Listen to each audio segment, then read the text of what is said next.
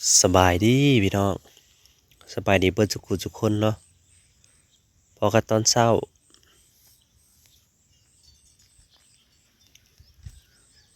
บรรยากาศยามเช้าๆแต่ว่าตื่นมามื้อนี้อากาศสิแปลก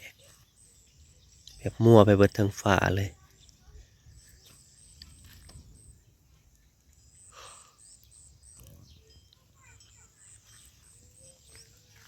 มั่วไปเบิดเลยพี่น้องเอ้ย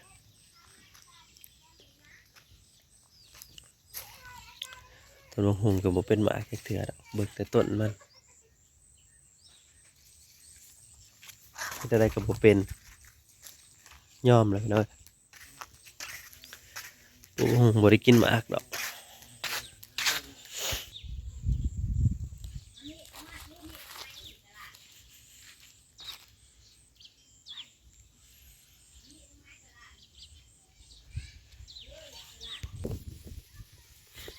ลำมันกระโพดเราก็มีแต่ลำน้อยๆพี่น้องเอ้ยสิได้กินเป็นในเป็นหยังอยู่บ่รอเบิ่งนํกันปุ๋ยก็บ่ได้ใส่ มีแต่หญ้าเราบ่ได้คุมหญ้าคุมหยังเลย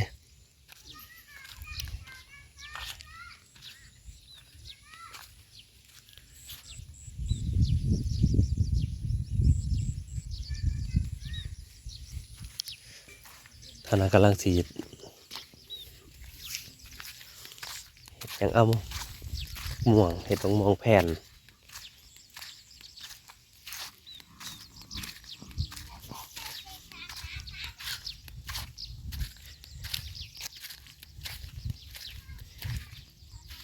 เห็ดต้องมองแผ่นไว้กินยำแรง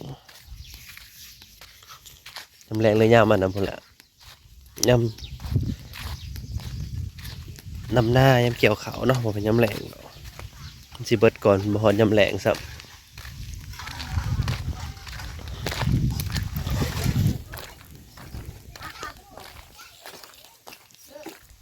หมองลายแห่งอะไรรอนะตัวเก็บใหม่เอาไว้นี่นะเก็บใหม่ยังสันสุขะก็ได้บอลจะเพื่อเล่นกันทีแหละ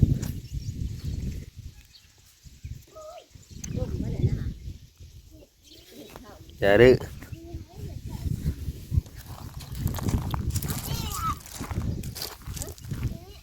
วันนั้นก็สมอนั่นค่ะเห็ด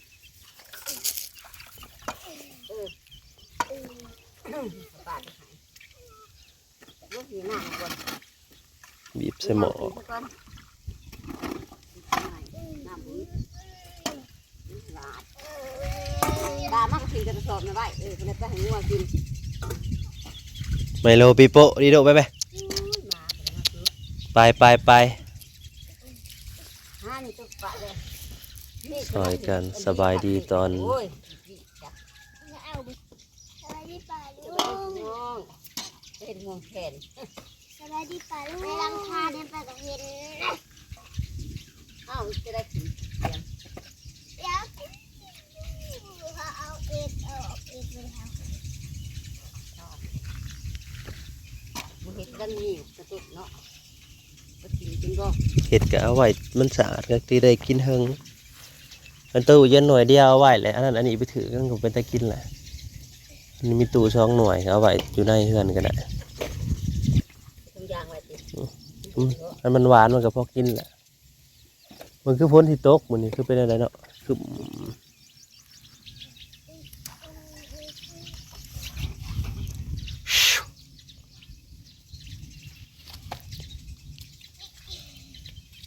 เขาเห็ดได้เบ็ดเขาเลยไปเศร้า ต้องสาวไปอีกก่อนอันมาก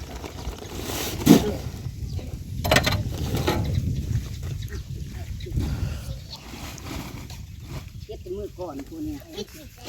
กันข้างคืนช่องสามมือแล้วมันก็หวานแล้วบัดนี้กัดโบกก็พอกินไปลองแซ่บ กัดที่เล็ก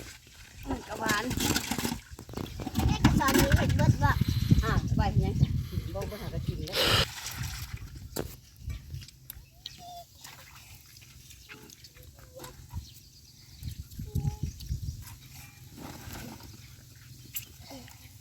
ได้แข็งกับผมเอาแต่แข็งกับผมปาด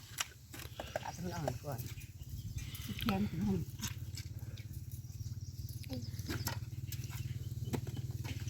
หมกแฝด เจ๊เข้าไป เดี๋ยวแล้ว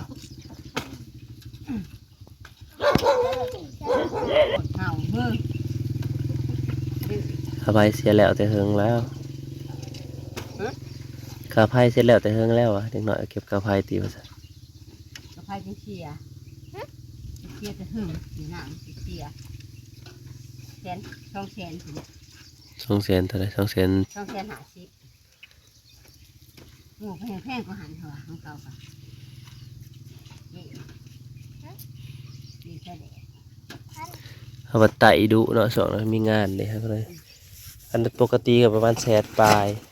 มันน่ะมันได้ตอนนี้งาน มีตู้เย็นซองกับประมาณ ที่ว่าได้เดือนหนาที่คือก็เป็นงานที่เดือนเดียวแหละ เพิ่มขึ้นก็สิเต็ม200,000กันเต็มที่ก็ได้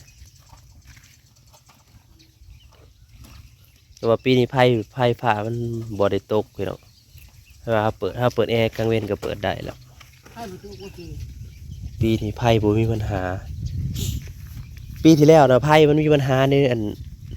ไผ่ผ่าเองเลย แต่ว่าปีนี้เปิดแอร์กลางเว้นก็ได้บ่ได้มีปัญหาหยัง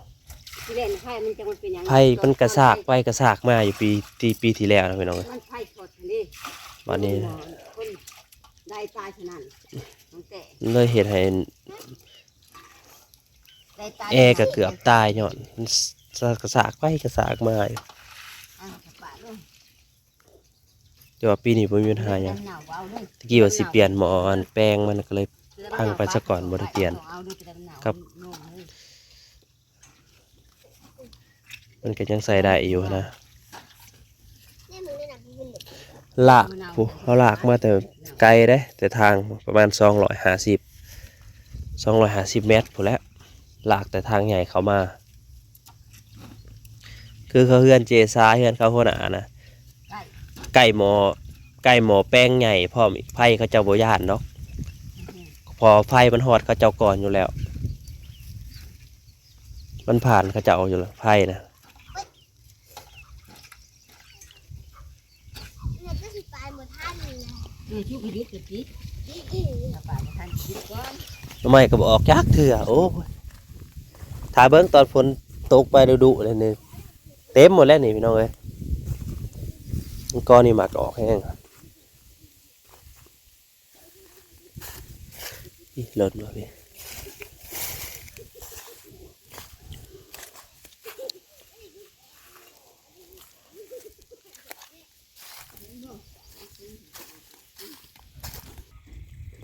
มะม่วงก็ใกล้สิเบิดแล้วพี่น้องเอ้ย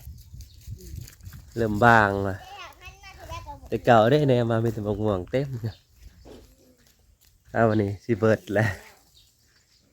แต่ว่าสิเบิดนี่ก็หล่นเบิดนี่ก็ได้เป็นรถเข็นเลยดิรถเข็นซ่องรถเข็นเลยปีนี้มันโดกแห้งเลย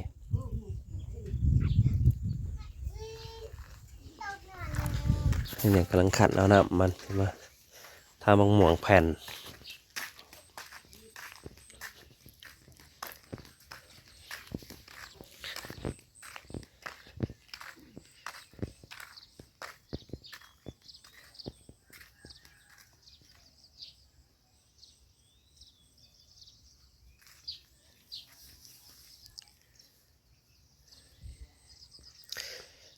ภาษีนากับทำเป็นเสียสัมที่ดินภาษีโอ้ยวันที่จะวางไปสุดก่อนก็ได้ไปสุดก่อนเขาจะแบบว่าท่านเก็บไปหน่อยบอกว่าเขาเก็บแล้วหรือว่าจะดอกคูณตัวนั้นกำลังเป็น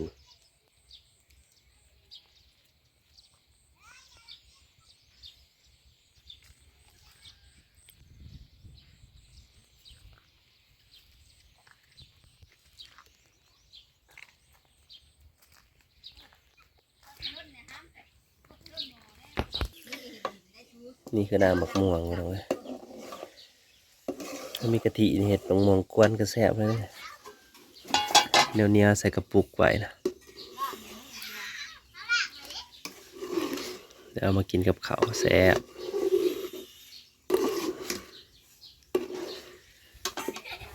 ส่กะทิใส่บักพร้าวก็แซ่บ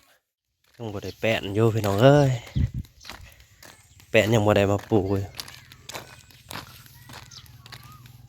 ไว้นี่อูก็บ่ได้ครับ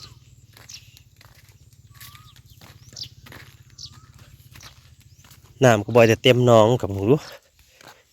ไหลลงผีเบิดลงให้หน้าเบิดเลยรู้สึกกับผลลิ้นเนียบๆต้นมะพร้าวกันงามต้นหนึ่งแล้วก็คือสิเกิดคือสิติดเบิดจิดอกนี่นะมันปลงใบใหม่อยู่แต่มันต้องรอเวลาคือว่าแหละก็ต้องนี่ตัวนี้งามแล้วต้องอาศัยหากเนาะปลงหากใหม่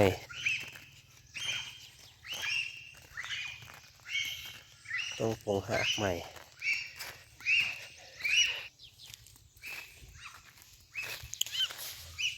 ก่อนใหม่ฮะกับปวกไม่เห็ดใส่บะเดี๋ยวโอ้โก้ยเป็นทางปวกวะล่ะ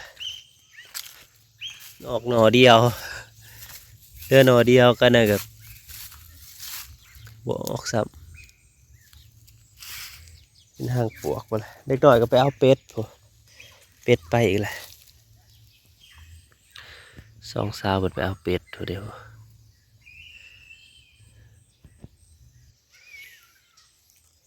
เป็ดมันไปเฮือนเขาเจ้า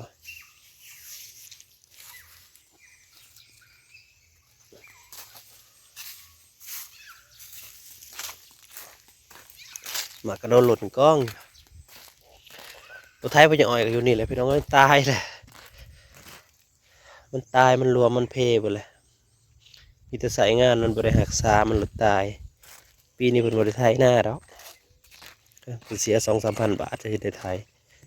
ข้อขากับติดเลยพี่น้อง